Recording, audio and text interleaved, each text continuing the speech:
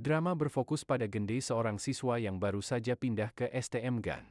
Entah karena ia salah membaca brosur sekolah atau bagaimana, yang jelas STM GAN dikenal sebagai salah satu sekolah terburuk di negara ini.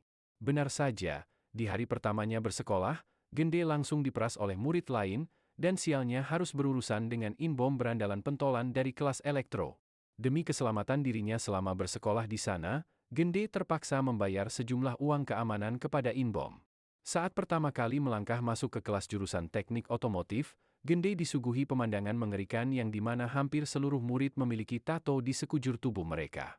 Kelas tersebut dikuasai oleh pentolan kejam bernama Songwan. Dengan arogansinya, Songwan bahkan berani mengancam sang guru untuk membuatkan salinan buku pelajaran bagi murid-murid.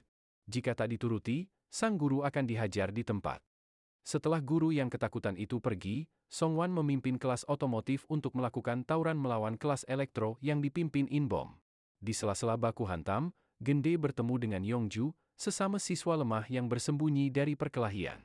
Yongju menjelaskan bahwa ini bukan tawuran biasa, melainkan ajang seleksi.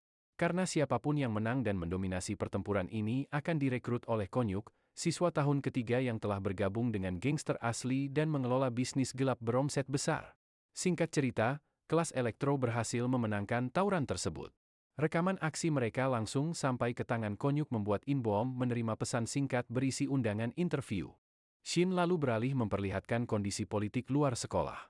Huajin menyadari bahwa gelombang demonstrasi dari pihak oposisi mulai marah dan menentang keberadaan lembaga BPHP.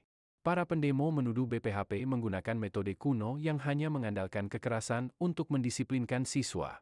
Di depan kepungan wartawan, Pak Menteri Pendidikan langsung pasang badan. Ia menegaskan bahwa BPHP menerapkan hukuman fisik yang terukur agar para murid yang perilakunya melampaui batas bisa kembali tunduk pada aturan hukum sekolah yang berlaku.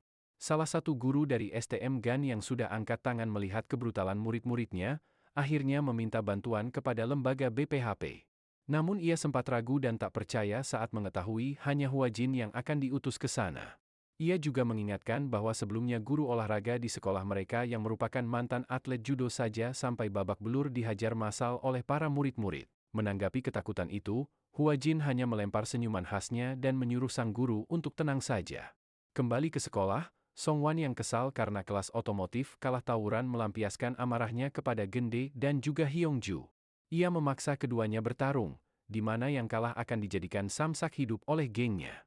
Karena tak melihat Gende terluka, Hyongju sengaja mengalah dan membiarkan dirinya babak belur dihajar oleh Songwan. Saat pulang sekolah, Gende yang merasa berhutang budi merangkul Hyongju yang kesakitan untuk pulang bersama. Keesokan harinya, hari penghakiman bagi STM GAN telah tiba. Huajin melangkah masuk ke dalam sekolah dengan penuh persiapan, dan kemudian tak sengaja bertemu dengan Gende. Disinilah rahasia besar terungkap, ternyata Gende sebenarnya bukan murid biasa. Ia adalah agen rahasia yang diutus langsung oleh Pak Menteri Pendidikan untuk menjadi mata-mata BPHP. Merekam seluruh kebobrokan sekolah melalui kamera tersembunyi di kacamata yang ia kenakan. Huajin lalu menyusun strategi cerdas dengan memanfaatkan status Gende. Ia memancing amarah seluruh siswa berandalan dari kelas otomotif dan elektro lalu mengumpulkan mereka semua di dalam aula sekolah. Sesuai dugaan, murid-murid yang terbiasa membangkang itu langsung mengepung Huajin. Tanpa membuang waktu, Huajin memberikan salam olahraga kepada mereka semua. Meski dikeroyok satu lawan puluhan siswa, di atas kertas Huajin dengan sangat mudah menumbangkan mereka satu persatu tanpa ampun. Setelah aula dipenuhi murid yang merintih kesakitan, Huajin menegaskan bahwa mulai detik ini sistem disiplin ketat akan diterapkan. Songwan dan Inbom yang tak terima mencoba menyerang kembali, namun mereka langsung dihajar hingga bertekuk lutut. Huajin kemudian memanggil guru yang selama ini tertindas untuk kembali masuk dan mengawasi jalannya kegiatan belajar di kelas. Huajin memberikan tugas pertama merangkum buku dalam waktu 3 menit. Karena mayoritas murid berandalan tak pernah membawa buku dan pulpen, mereka yang gagal menyelesaikan tugas langsung menerima hukuman fisik dari Huajin begitu waktu habis.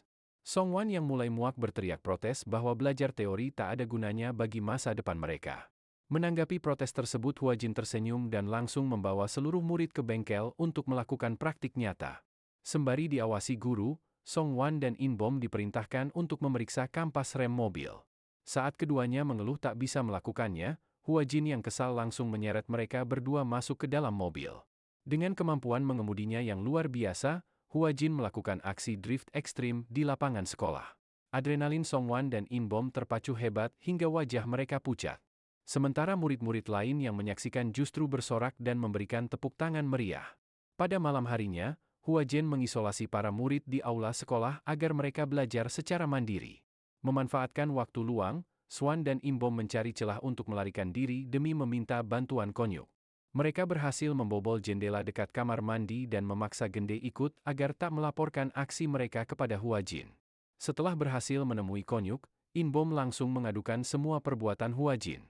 Tanpa menunggu lama, Songwan dan Inbom kembali ke aula sekolah. Namun kali ini mereka membawa Konyuk untuk menghabisi Huajin. Baku hantam sengit kembali pecah. Di sela-sela pertarungan, Huajin sempat berpura-pura jatuh pingsan hanya untuk menguji mental para muridnya sebelum akhirnya bangkit dan menumbangkan Konyuk dengan mudah.